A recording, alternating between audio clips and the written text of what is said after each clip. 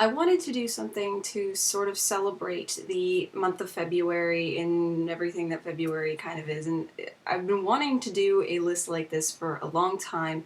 And I kind of figured, you know what, I'll make an event out of it for February. I'll just, for every day of February starting today, so it's February 4th when I'm recording this, I'm going to post another video with that will culminate in my top 20 favorite films of all time.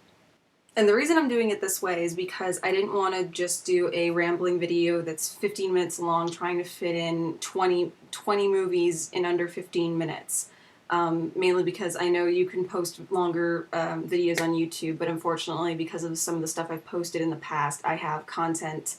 I have a flag on me which says that I cannot post anything that's longer than 15 minutes. So the only way I could post something that's longer than 15 minutes is if I either start up a new YouTube channel or if I delete everything that has alternate content on it that is not technically my own. So rather than doing that, I'm just going to do a video for each of my top 20, and every day we'll reveal another will reveal another film from my top 20 favorite films list. I'm going to start off the list today. So we're going to go and start off my top 20 favorite films of all time list.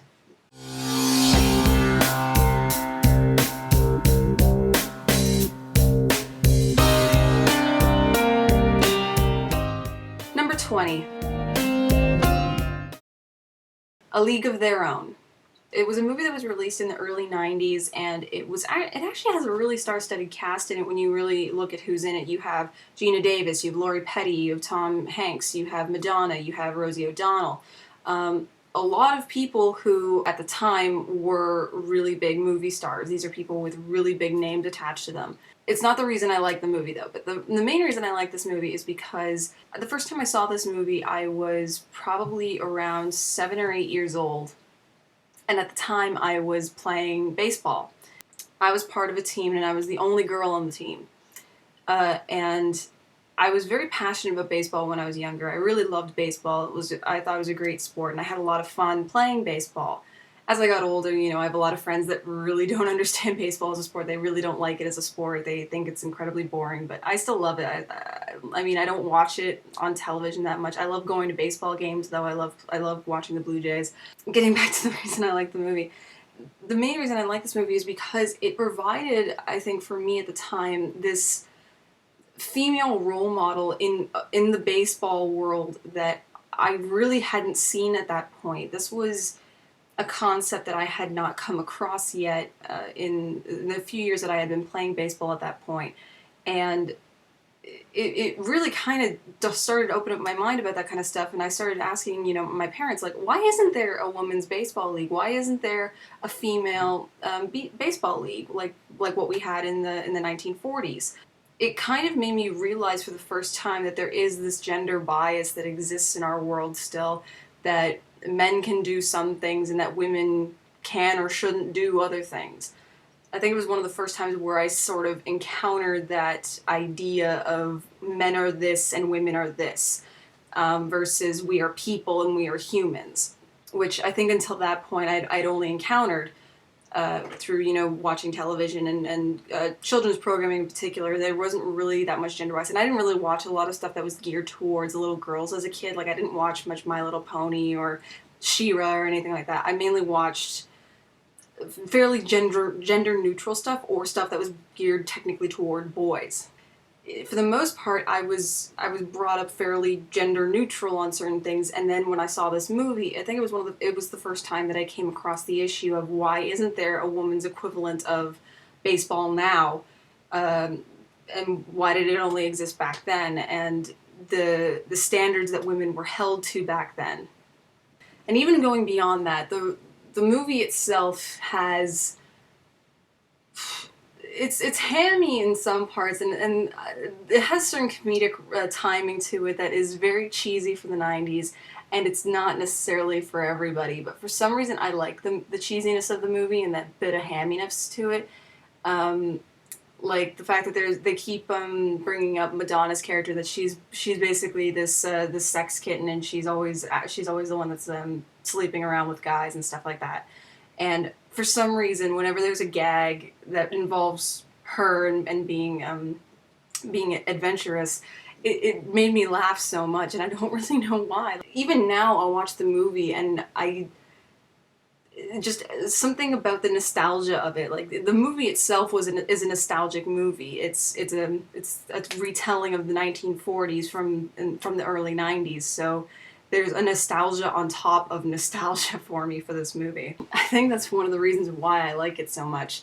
Also, in terms of the characters, the two female leads in the movie, played by Gina Davis and Lori Petty, it mimics a lot of the similar relationship I have with my own sister. I am the younger sibling in my family, and my sister is very much like Gina Davis is in the movie, and I'm very much like Lori Petty in the movie as well.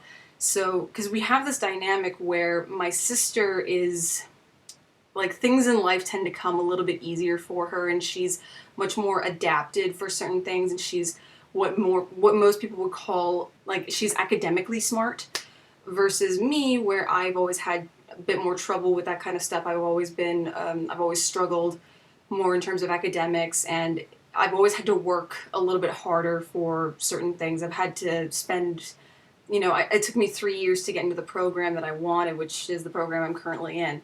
Things in life didn't necessarily always come to me right away, and I always had to work that little bit more to prove myself to people. And that's something that very much is mimicked in the movie. And the idea that Gina Davis's character, who I think is the character that we're really following throughout the whole thing, she's the one who doesn't really want to be there. She doesn't really want to be playing baseball. She doesn't want to be part of the league. She does it because she cares about her sister, and her sister has never really had that kind of opportunity before to do something else and to do something different, and she really wants it, and she has to work harder for it than she does, because she kind of naturally had the talent for it. She basically helps her sister by giving her that opportunity and giving her that chance. So it's very much this sort of balancing act of, do you do something just because you feel sorry for them? Does it become a pity party? Do you do it because you genuinely love them and you just don't want to? I think the idea is that she doesn't want to be the reason why her sister can't succeed. That because she's so good at something that people will ignore her sister, despite the fact her sister is talented as well. It's a realistic situation. It's a common situation with a lot of siblings. And like I said, it's something my sister and I have gone through. It's a very difficult thing to go through. And the movie, I think, it handles those relationships very well. It handles the relationships between people very well, and as well as character arcs throughout the whole thing. Especially with Tom Hanks's character, who I think is probably the best part of the whole movie, is his character, who he plays Jimmy Dugan, and just he has some of the best lines in the movie. They're the most memorable from the movie. There's no crying in baseball.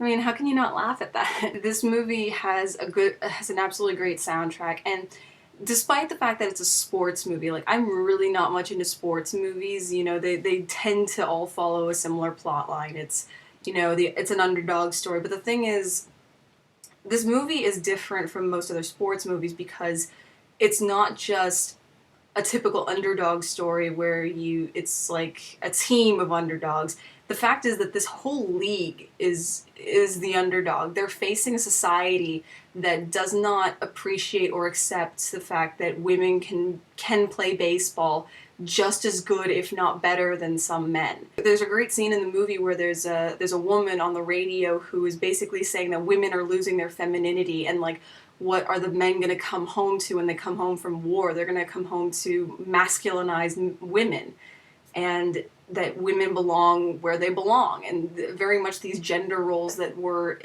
embedded into the society at the time.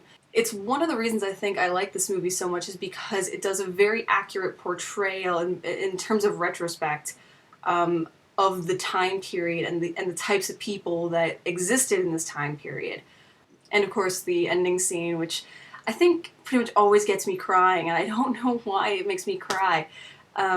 It's the scene where, like, they're all older women, and they get invited to the Women's Baseball Hall of Fame, and like, you know, they're all reuniting and seeing each other after so many years, and then they take this photo with each other, and just the music, for some reason, it just makes me start to tear up, and it gives me all warm and fuzzies inside. I think it's a beautifully made movie. I think it's wonderfully written. It has genuinely likable and realistic characters. It's an incredibly relatable film, and I think that's why a lot of people do like it, despite the fact that it's not a film that a lot of people think about very much anymore. You know, it was kind of big in the 90s, and then after the 90s it kind of drifted away and not many people really remember it all that well. But it's one of those movies that I still love to death, and I will still put it on, you know, whenever I'm bored and just want something to watch. So that's my number 20 on this list. Come back tomorrow for my number 19, and come back every day for February until I reach my number one favorite movie of all time. Thank you guys so much for watching, and I'll talk to you later.